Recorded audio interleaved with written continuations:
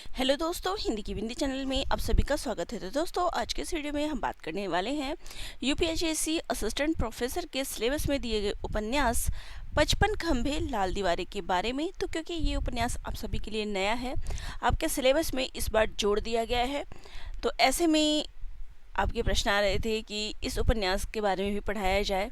तो आज इसी के ऊपर हम कंप्लीट बात करने वाले हैं। तो सबसे पहले अगर हम इस पे बात करेंगे कि उपन्यास है क्या, तो देखिए यहाँ पे 55 खंभे लाल दीवारें का क्या है, इसके क्वेश्चन आंसर भी मैं लास्ट में करवाऊंगी ताकि आपको समझ में आ जाए।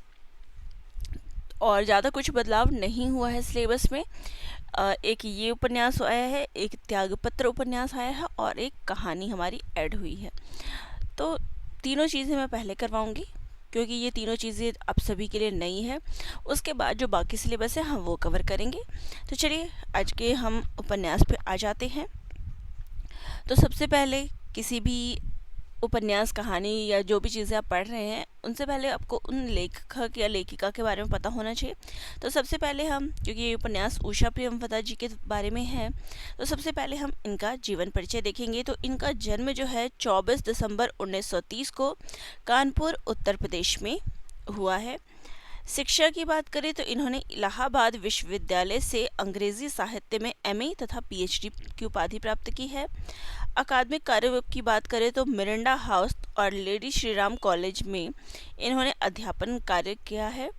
इसके पश्चात जो है अमेरिका के विस्कॉन्सिन विश्वविद्यालय में दक्षिण एशियाई विभाग में प्रोफेसर के रूप में भी अपनी सेवाएं दी हैं। ठीक है, अब साहित्यिक परिचय हम देख लेते हैं कि हिंदी साहित्य में इनका क्या स्थान है।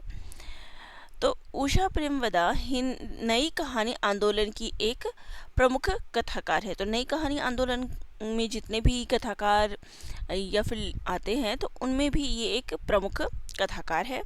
इन्होंने स्वतंत्रता उत्तर भारतीय समाज में विशेष रूप से मध्यवर्गीय कामकाजी महिलाओं के मनोग्रंथियों, अकेलेपन, आर्थिक निर्भरता के कारण पारिवारिक शोषण और यौन कुंठाओं को बेबाकी से रेखांकित किया। तो यानी इनके जितने भी उपन्यास हैं, इनके द्वारा जो लिखित उपन्यास है, उनका जो विषय रहा है वो इसके ऊपर आधारित रहा है। ठीक है, अगर आपने रुकोगी नहीं राधिका देखा होगा, तो वो भी अमेरिका में रहने वाली स्त्री के ऊपर, जीवन के ऊपर जो है इनका पूरा का पूरा उपन्यास जो है, उसमें भी आपको यही मिलेगा। एक स्त्री के ऊपर किस प्रकार से उसकी मानसिक स्थिति, इन सभी का जिक्र उसमें भी किया हुआ है। तो इनके उपन्यासों का मेन जो हम विधा कहेंगे वो इन्हीं पर आधारित है। चलिए इनकी प्रमुख रचनाएं देख लेते हैं, क्योंककि रचनाएं तो ज़रूर पूछ लेते हैं। तो इनके प्रमुख उपन्यास हैं 55 खंभे लाल दीवारें, जो कि आपको पढ़ना है 1961 ईस्वी, ये उनका पहला उपन्यास है। तो ये भी पॉइंट हो गया कि आपका ये पहला उपन्यास है। दूसरा है रुकोगी नहीं राधिका 1967 ईस्वी। नेक्स्ट है शेष यात्रा 1984 ईस्वी, अंतर्विशी 2000, भया कबीरा उदास 2007 और अल्प विराम 2013। तो इनके उपन्यासों का क्रम भी परीक्षा में पूछा जाता है। कई बार आप देखते हैं तो उसमें क्रम पूछ लिया जाता है, तो ये सारे आपको क्रम याद रखने हैं। ठीक है, नेक्स्ट जो है वो है इनके द्वारा लिखित कहानी संग्रह। तो जिंदगी और गुलाब के फूल 1961 ईस्वी, एक कोई दूसरा 1966 ईस्वी, फिर वसंत आया 1961 ईस्वी और कितना बड़ा झूठ 1972 ईस्वी। ठीक है, चलिए अब उपन्यास पे आ जाते हैं। तो इसकी विधा क्या है, तो ये उपन्यास है जो कि आधुनिक हिंदी उपन्यास के अंतर्गत आता है, जिसमें आपको स्त्री विमर्श और मनोवैज्ञानिक पर ये आधारित है। प्रकाशन वर्ष की बात करें तो 1961 इसका प्रकाशन वर्ष है। इस उपन्यास की पृष्ठभूमि क्या है, किस पर यह आधारित है, तो दिल्ली की एक महिला हॉस्टल या फिर कह सकते हैं कि कॉलेज का वातावरण जो है इसमें दिखाया गया है, ये उसी में वर्क करती हैं। ठीक है, तो इसके पीछे इसका कथ्य क्या है, तो एक आत्मनिर्भर, शिक्षित और सचेत महिला सुषमा का अपने परिवार के प्रति कर्तव्य बोध तथा अपनी व्यक्तिगत आकांक्षाओं जैसे कि प्रेम व विवाह के बीच घिसटते जाने का दर्दनाक द्वंद्व जो है इसमें आपको दिखाया गया है। तो इसमें मुख्य जो कथ्य है इसका क्या है, तो इसमें आपको दिखाया गया है कि जो सुषमा नाम की लड़की है वो किस प्रकार से एक आत्मनिर्भर, शिक्षित है और अपने परिवार को संभालती है, और इसलिए वो वहाँ पे काम करती है हॉस्टल में। और उसके जीवन में एक लड़का आता है, पर वह यहाँ पर उसका पारिवारिक मतलब आंतरिक द्वंद्व आ जाता है कि वो अपने परिवार को पकड़े या फिर अपने प्रेम को पकड़े। तो इसी के बीच ये पूरी की पूरी स्टोरी है। तो इसी के बीच जो जो द्वंद्व है वो उसके दिखाया गया है, एक तरफ परिवार और एक तरफ उसका अपना व्यक्तिगत जीवन जो उसकी प्रेम आकांक्षाएं हैं उसका। ठीक है, तो ये शीर्षक की कितनी सार्थकता है कि 55 खंबे लाल दीवारें जो नाम रखा गया है ये किस संदर्भ में है। तो देखिए, प्रत्यक्ष अगर हम सीधा सीधा अर्थ देखेंगे तो ये है हॉस्टल भवन की लाल दीवारें। तो लाल कलर का हॉस्टल है और उसमें 55 खंबे बने हुए, तो ये सीधा सीधा अर्थ है। लेकिन अगर हम साहित्यिक भाषा में जो प्रतीकात्मक इसका अर्थ है वो क्या है कि ये जो खंबे और दीवारें हैं ये हॉस्टल की नीरस अनुशासनबद्ध जो दिनचर्या है, रूढ़िवादी सामाजिक मर्यादाएं हैं और सुषमा के अपने ही परिवार द्वारा बनाए गए आर्थिक व भावनात्मक बंधनों के प्रतीक हैं जो उसकी स्वतंत्रता को सीमित रखते हैं। यानी जिस प्रकार यह हॉस्टल को उस दीवार ने जो है इस प्रकार से उसके बीच वो घिरी हुई है हॉस्टल पूरा का पूरा, ऐसे ही जो सुषमा का जीवन है वो इसी प्रकार से इनके बीच घिरा हुआ है, अपने परिवार, उनकी भावनाएं, उन सभी के बीच उसी प्रकार से वो फंसी हुई है। यही इसका मेन प्रतीकात्मक अर्थ है। ठीक है, अब बात करते हैं इसके प्रमुख पात्रों की। तो सबसे मुख्य पात्र इसके है वो है सुषमा, जो कि इस कहानी की नायिका है। तो ये महिला कॉलेज की वार्डन है, आत्मनिर्भर है, शिक्षित है, गंभीर है। इसके अलावा ये कर्तव्यनिष्ठ, संवेदनशील, आत्मत्यागी और संयमी किस्म की महिला है। और अन्य पात्रों से इनका क्या संबंध है, तो नीलकांत की ये प्रेयसी है, तो नीलकांत से जो है ये प्रेम करती हैं और परिवार की एकमात्र कमाने वाली ये संतान है। तो यह आधुनिक कामकाजी स्त्री का प्रतिनिधित्व करती है जो आर्थिक रूप से स्वतंत्र होकर भी पारंपरिक पारिवारिक सामाजिक बंधनों से मुक्त नहीं हो पाती। उसका चरित्र दिखाता है कि आर्थिक स्वावलंबन ही हमेशा भावनात्मक मुक्ति की गारंटी नहीं होता। यानी जो लोग सोचते हैं कि अगर हम आत्मनिर्भर हैं, खुद कमाते हैं, खुद सब कुछ कर सकते हैं, तो ऐसा नहीं है। उन्होंने यही दिखाया है कि आत्मनिर्भर होते हुए भी वो इन बंधनों से मुक्त नहीं है। नेक्स्ट इसका प्रमुख पात्र है वो है नीलकांत। तो एक सहृदय आधुनिक विचारों वाला युवक है, स्पष्टवादी, निष्कपट और प्रेमी भाव वाला पुरुष है। सुषमा के नीरस जीवन में ये प्रेम और उमंग का संचार करता है। वह सुषमा को पारिवारिक शोषण से बचाकर एक नया जीवन देना चाहता है।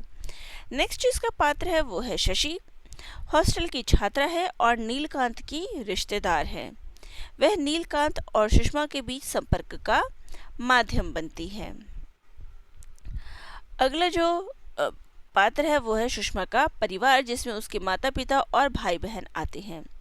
तो ये अप्रत्यक्ष रूप से कहानी पर हावी हैं। डायरेक्ट इनको इतना नहीं दिखाया गया है, लेकिन अप्रत्यक्ष रूप से ये कहानी पर हावी है, ना होते हुए भी मतलब पूरा का पूरा कहानी इन पर है। इनका व्यवहार शोषक है जो सुषमा को केवल आर्थिक संबल के रूप में देखते हैं कि उनकी आर्थिक ज़रूरतें वो पूरा करेगी। वो सुषमा की क्या इच्छा है, भावना है, इससे उनको कोई मतलब नहीं, उनकी आर्थिक ज़रूरतों का ये आधार है। तो इस उपन्यास की प्रमुख विषय वस्तु क्या है और समस्याएं क्या है। तो कामकाजी स्त्री की जो स्थिति है और शोषण है उसका जिक्र इसमें किया गया है कि आर्थिक रूप से स्वावलंबी होने के बावजूद परिवार द्वारा भावनात्मक और आर्थिक शोषण का ये शिकार होते हैं। व्यक्तिगत स्वतंत्रता बनाम पारिवारिक दायित्व, तो इसमें ये भी दिखाया गया है। तो व्यक्तिगत प्रेम व खुशी की बलि देकर पारिवारिक उत्तरदायित्व निभाना दिखाया गया है। अकेलापन और कुंठा, तो भीड़ में रहकर भी अकेलापन महसूस करना और अपनी भावनाओं को दबाना।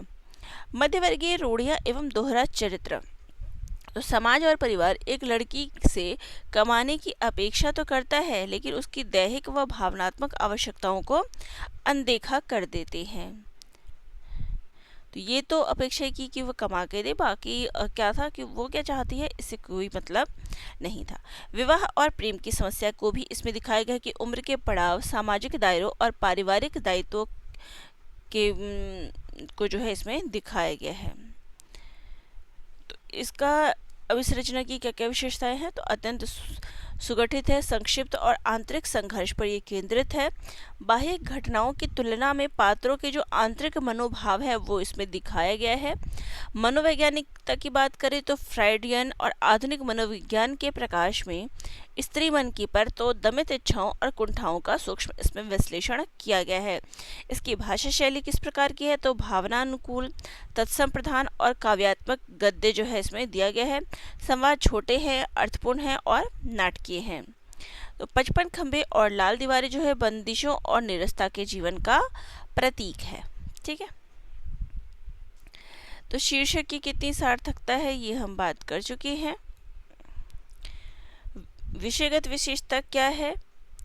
तो यह उपन्यास 1960 के दशक के उस संक्रमण काल को दिखाता है जब स्त्रियां घर से निकलकर नौकरियां तो करने लगी थी, परंतु पितृतात्मक जो उनका समाज था उनका दृष्टिकोण जो है नहीं बदला था। ये उस समय को दर्शाती है।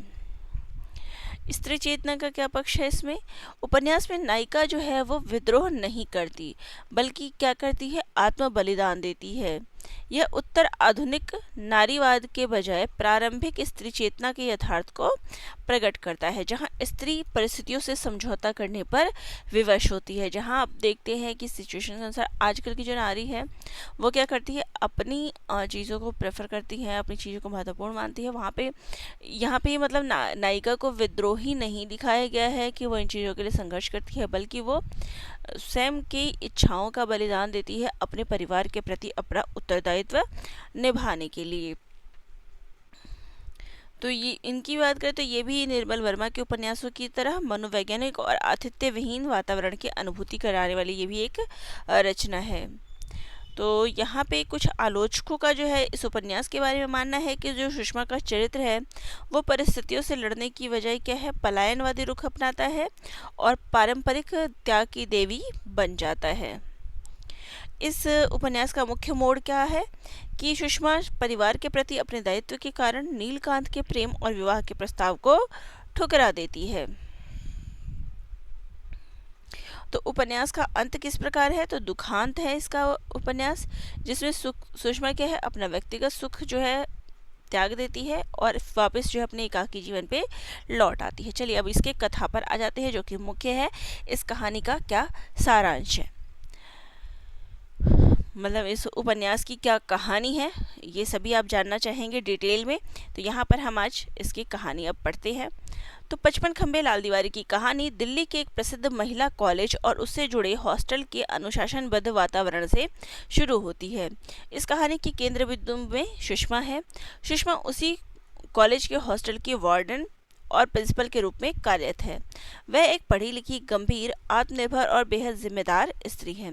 बाहर से अगर देखते हैं तो उसका जीवन बहुत ही व्यवस्थित और सफल दिखाई देता है, लेकिन इस सफलता के पीछे क्या है? एक गहरा सन्नाटा और इसका त्याग छुपा हुआ है। सुषमा जो है अपने परिवार की सबसे बड़ी बेटी है। उसके पिता जो है सेवानिवृत्त हो चुके हैं, रिटायर हो चुके हैं और परिवार में छोटी बहनों की शादी और भाई की पढ़ाई की जो पूरी जिम्मेदारी है वो सुषमा के कंधों पर है। सुषमा हर महीने अपनी कमाई का बड़ा हिस्सा अपने घर भेज देती है। उसका परिवार उसकी कमाई पर पूरी तरह निर्भर तो है, लेकिन कोई यह नहीं सोचता कि सुषमा का अपना भी एक जीवन है, उसकी अपनी भी कुछ इच्छाएं और भावनाएं हो सकती है। सुषमा जो है अपने परिवार के लिए केवल एक आर्थिक सहारा बनकर रह गई है। हॉस्टल की लाल रंग की दीवारें और उसके 55 खंबे सुषमा की रोजमर्रा की नीरस दिनचर्या का हिस्सा बन चुके हैं। सुबह से शाम तक अनुशासन बनाए रखना, छात्राओं की देखरेख करना और नियमों का पालन करना, यही क्या है? उसकी दिनचर्या है। इस लगातार काम और जिम्मेदारी के बीच सुषमा का अपना व्यक्तिगत जीवन जो है कहीं खो गया है। तो वही वो हॉस्टल के वार्डन होते हैं तो वो पूरा दिन इसी समय गुजार देते हैं कि क्या अनुशासन रखना है, कैसे क्या करना है इन्हीं सब में। तो एक इन्हीं सब में वो पूरा दिन, देखिए परिवार की तरफ से भी उसको कोई ऐसा नहीं है, वो परिवार के लिए सिर्फ एक कमाई का एक साधन बनकर रह गई थी। तो परिवार में भी यही है, हॉस्टल में भी उसको एक अनुशासन प्रियता बना के रखनी है, छात्राओं की देखभाल करना है, वहाँ की जो दिनचर्या है उसी में उसका जीवन बीतता है। वो उसका अपना खुद की क्या मतलब इच्छाएं हैं, ये सब कोई मायने नहीं रखता। वो कहीं भूल चुकी। हॉस्टल में रहने वाली एक छात्रा शशि का रिश्तेदार भाई है। नीलकांत खुले विचारों वाला, संवेदनशील और जीवंत स्वभाव वाला युवक है। जब वह सुषमा से मिलता है तो वह केवल उसकी वार्डन वाली सख्त छवि को नहीं देखता, बल्कि उसके भीतर छिपे अकेलेपन और उसकी संवेदनशीलता को भी महसूस करता है। धीरे धीरे नीलकांत और सुषमा के बीच मुलाकातें बढ़ने लगती है। नीलकांत के आने से सुषमा के उदास और एकरस जीवन में एक नई उमंग, रंग और ताजगी भर जाती है। वर्षों से अपने भीतर दबाकर रखी गई कोमल भावनाओं को सुषमा पहली बार महसूस करती है। उसे लगता है कि शायद उसके जीवन में भी प्रेम और खुशी का कोई स्थान हो सकता है। नीलकांत उम्र में सुषमा से थोड़ा छोटा है, लेकिन वह सुषमा से सच्चा प्रेम करने लगता है और उसके प्रति गहराई से समर्पित हो जाता है। जब नीलकांत सुषमा के सामने विवाह का प्रस्ताव रखता है और उसे इस बंदिशों भरे जीवन से निकालकर एक नई शुरुआत करने को कहता है, तो सुषमा के सामने एक बड़ा धर्म संकट खड़ा हो जाता है। एक तरफ उसका अपना व्यक्तिगत सुख, नीलकांत का प्रेम और एक स्वतंत्र जीवन की चाहत है, तो वहीं दूसरी तरफ उसके परिवार की आर्थिक निर्भरता और सामाजिक मर्यादाएं हैं। सुषमा जानती है कि यदि वह शादी कर लेती है और अपनी गृहस्थी बसा लेती है, तो उसके परिवार का आर्थिक सहारा पूरी तरह टूट जाएगा। उसकी बहनों का भविष्य और माता पिता का भरण पोषण संकट में पड़ जाएगा। इसके अलावा समाज और परिवार भी उस पर स्वार्थी होने का ठप्पा लगा देंगे। सुषमा के मन में गहरा आंतरिक संघर्ष चलता है। वह रातों तक जागकर अपने कर्तव्य और अपनी इच्छाओं के बीच झूलती है और अंततः सुषमा एक कठोर और दर्दनाक फैसला लेती है। वह अपनी व्यक्तिगत खुशियों, प्रेम और सपनों का बलिदान देने का निर्णय लेती है। वह नीलकांत को समझाती है कि पारिवारिक परिस्थितियों और जिम्मेदारियों के कारण वह उससे शादी नहीं कर सकती। नीलकांत भारी मन से सुषमा के फैसले को स्वीकार करता है और उसके जीवन से दूर चला जाता है। नीलकांत के जाने के बाद सुषमा का जीवन फिर से उसी बिंदु पर आकर ठहर जाता है। वह एक बार फिर उन्हीं 55 खंभों और लाल दीवारों के बीच अपने अकेले, नीरस और कर्तव्यबद्ध जीवन को जीने के लिए लौट आती है, जहाँ उसकी भावनाएं अब हमेशा के लिए खामोश हो चुकी है। तो यही कुछ इस प्रकार से इस उपन्यास का जो है अंत होता है। तो ये पूरी की पूरी इसकी कहानी है जो इसमें दिखाया गया है। अब बात करते हैं कि इस उपन्यास के बारे में आलोचकों के क्या कथन रहे हैं, ये भी इम्पोर्टेंट हो जाता है। तो डॉक्टर नामवर सिंह ने क्या कहा है।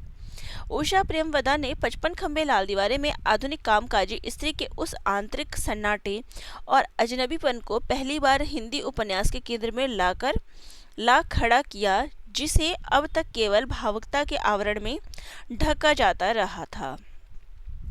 रामस्वरूप चतुर्वेदी जी ने कहा है कि उषा प्रेमवदा की भाषा में एक संयत काव्यात्मकता है। 55 खंबे लाल दीवारें में हॉस्टल की दीवारें और खंबे केवल जड़ संरचनाएं ही नहीं, बल्कि वे नायिका के जीवन की सीमाबद्धता और मानसिक घुटन का जीवंत बिंब बन जाते हैं।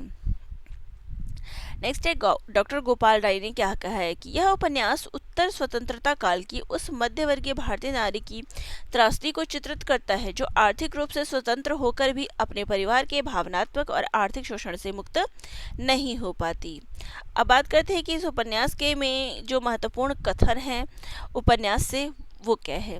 तो सुषमा का कथन क्या है कि जिंदगी में कुछ चीज़ें ऐसी होती है जिन्हें बदला नहीं जा सकता, सिर्फ सहा जा सकते हैं, और यह लाल दीवारें शायद मेरी नियति है। यानी वो इस हॉस्टल से, इस जगह से कभी बाहर नहीं आ सकती। नेक्स्ट कथन भी सुषमा का है कि सबको मेरी ज़रूरत है, पर मेरी ज़रूरतों की परवाह किसी को नहीं। मैं सिर्फ एक सहारा हूँ, एक व्यक्ति नहीं।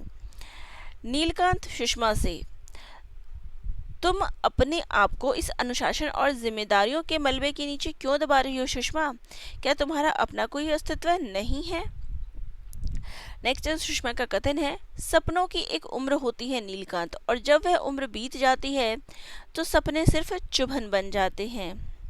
नेक्स्ट है हॉस्टल के माहौल और नीरस जीवन पर कथन है कि इन 55 खंभों और लाल दीवारों के बीच हर दिन एक जैसा ही आता है और ढल जाता है, बिना किसी आत्मीयता के, बिना किसी गर्माहट के। तो ये नीरसता का जो है जिक्र इसमें किया गया है। एक दिनचर्या जो है किस प्रकार आता है जाता है, इसका जिक्र इसमें किया गया है। नेक्स्ट है, घर वाले समझते हैं कि नौकरी मिलने के बाद लड़की का अपना कोई मन या भावनाएं नहीं रह जाती, वह तो बस पैसे भेजने वाली एक मशीन बन जाती है। नेक्स्ट है नीलकांत का कथन, तुम जिस दुनिया से डर रही हो सुषमा, वह दुनिया तुम्हारे इस त्याग की कभी कीमत नहीं चुकाएगी। नेक्स्ट है सुषमा का कथन कि अगर मैं अपनी खुशी चुनती हूँ तो पीछे पूरा परिवार बिखर जाएगा, और अगर परिवार चुनती हूँ तो मैं खुद भीतर से खत्म हो जाऊंगी। नेक्स्ट सुषमा का कथन है कि आत्मनिर्भर होना आसान है, लेकिन उस आत्मनिर्भरता के साथ आने वाले सन्नाटे को रोज अकेले ढोना बहुत मुश्किल है। नेक्स्ट है उपन्यास का अंतिम कथन, नीलकांत के जाने के बाद, जब नीलकांत को सुषमा मना कर देती है तो उसके जाने के बाद कथन है कि सन्नाटा फिर लौट आया था, वही 55 खंबे, वही लाल दीवारें और वही बेआवाज घिसटती हुई दिनचर्या। तो ये इस उपन्यास के महत्वपूर्ण कथन है। चलिए कुछ महत्वपूर्ण प्रश्नोत्तर भी देख लेते हैं। 55 खंबे लाल दीवारें उपन्यास की लेखिका कौन है? तो राइट आंसर क्या हो जाएगा? उषा प्रेमविदा। इस उपन्यास का प्रकाशन वर्ष क्या है? तो 1961 ईस्वी। नेक्स्ट है उपन्यास की मुख्य नायिका सुषमा शर्मा का पेशा क्या है? तो वो कॉलेज की क्या है? वार्डन है। नेक्स्ट है 55 खंबे लाल दीवारें शीर्षक में लाल दीवारें किसका प्रतीक है? तो बंधन और सामाजिक मर्यादाओं का जो है प्रतीक है। ठीक है। नेक्स्ट है सुषमा के जीवन में प्रेम और नया उत्साह लेकर आने वाले पुरुष पात्र का नाम क्या है? तो राइट आंसर क्या है? नीलकांत। नेक्स्ट है उषा प्रेमवदा को हिंदी साहित्य के किस आंदोलन से जोड़ा जाता है? तो नई कहानी आंदोलन से। नेक्स्ट है उषा प्रेमवदा का पहला उपन्यास कौन सा है? तो 55 खंबे लाल दीवारें हैं। सुषमा अपने व्यक्तिगत सुख विवाह का त्याग क्यों करती है? क्योंकि अपने परिवार के प्रति आर्थिक दायित्व के कारण, क्योंकि पूरा का परिवार उसी पे निर्भर है। नेक्स्ट है उपन्यास में शशि पात्र का सुषमा से क्या संबंध है? तो जो शशि है वो इसमें क्या है? हॉस्टल की छात्रा है। नेक्स्ट है रुकोगी नहीं राधिका उपन्यास की लेखिका कौन है? तो ये भी उपन्यास उषा प्रेमवदा जी का है। नेक्स्ट है सुषमा के चरित्र की प्रमुख मनोवैज्ञानिक समस्या क्या है? तो इस उपन्यास की या फिर सुषमा की जो मुख्य समस्या है वो है उसका कर्तव्य और व्यक्तिगत इच्छाओं के बीच जो द्वंद्व है वो इसमें आपको देखने को मिलता है। और उपन्यास जो है इसमें स्थान कौन सा है? तो दिल्ली का एक महिला कॉलेज है, एक हॉस्टल का इसमें जिक्र किया गया है। नेक्स्ट है 55 खंबे लाल दीवारें में किस वर्ग की महिला के जीवन का चित्रण है? तो शिक्षित मध्यवर्गीय कामकाजी वर्ग की महिलाओं का इसमें जिक्र किया गया है। नेक्स्ट है उषा प्रेमवदा ने अमेरिका के किस विश्वविद्यालय में अध्यापन कार्य किया है? तो राइट आंसर है विस्कॉन्सिन विश्वविद्यालय। नेक्स्ट है नीलकांत सुषमा के सामने क्या प्रस्ताव रखता है? तो विवाह करने का। नेक्स्ट है उपन्यास के अंत में सुषमा की क्या स्थिति होती है? तो वह पुनः अपने एकाकी और नीरस जीवन में लौट आती है। नेक्स्ट है जिंदगी और गुलाब के फूल उषा प्रेमवदा की किस विधा की रचना है? तो ये उनके द्वारा लिखित कहानी संग्रह है। नेक्स्ट है 55 खंबे लाल दीवारें उपन्यास का मुख्य स्वर क्या है? तो ये जो है स्थिर अनुभूति और एकाकीपन का यथार्थ चित्रण जो है इसमें किया गया है। नेक्स्ट है उषा प्रेमवदा की रचनाओं की भाषा शैली की मुख्य विशेषता क्या है? तो लाक्षणिक और भावानुकूल संयत भाषा है। तो और 55 खंबे जो है इसमें क्या दर्शाते हैं? तो हॉस्टल की नीरस और नियमित दिनचर्या की सीमाओं को जो है इसमें दर्शाते हैं। ठीक है, तो ये था कुछ महत्वपूर्ण प्रश्नोत्तर इसके विषय में। बाकी जो डिफ़िकल्ट लेवल के जो हम प्रश्नोत्तर कहेंगे, क्योंकि ये प्रश्न तो बहुत ही ज़्यादा साधारण थे, जो पेपर के स्तर के हिसाब से जो प्रश्नोत्तर होंगे वो मैं आपको बाद में करवाऊंगी। अलग से प्रश्नोत्तरी इस उपन्यास के ऊपर लेकर आऊँगी, उसमें हम सारे उपन्यासों के बीच जो है इसका जिक्र करेंगे। आज एक छोटा सा प्रश्न पत्र उस आधार पे था जो आपने पूरा का पूरा ये उपन्यास पढ़ा है। तो उपन्यास के बारे में अगर मैं क्विक बात करूँ तो आपने लेखिका का जीवन परिचय इसमें देख लिया, उनके द्वारा लिखित उपन्यास जो पूछे जा सकते हैं वो पढ़ लिया है। इस उपन्यास का उद्देश्य क्या है, क्या कहाँ जिस उपन्यास का नाम है उसकी क्या सार्थकता है, क्या इसमें प्रतीक यूज़ हुआ है, क्योंकि प्रतीक भी पूछ लेते हैं। कथानक क्या है, आलोचकों के क्या कथन है, इस उपन्यास के कथन क्या है। तो जो भी इम्पोर्टेंट चीज़ें थी मैंने इसमें आप देने का प्रयास किया है। तो वीडियो आपको कैसी लगी कमेंट बॉक्स में कमेंट ज़रूर करिएगा। वीडियो अच्छी लगी चैनल को लाइक शेयर सब्सक्राइब कर दीजिएगा। मिलते हैं नेक्स्ट वीडियो में। सभी का धन्यवाद।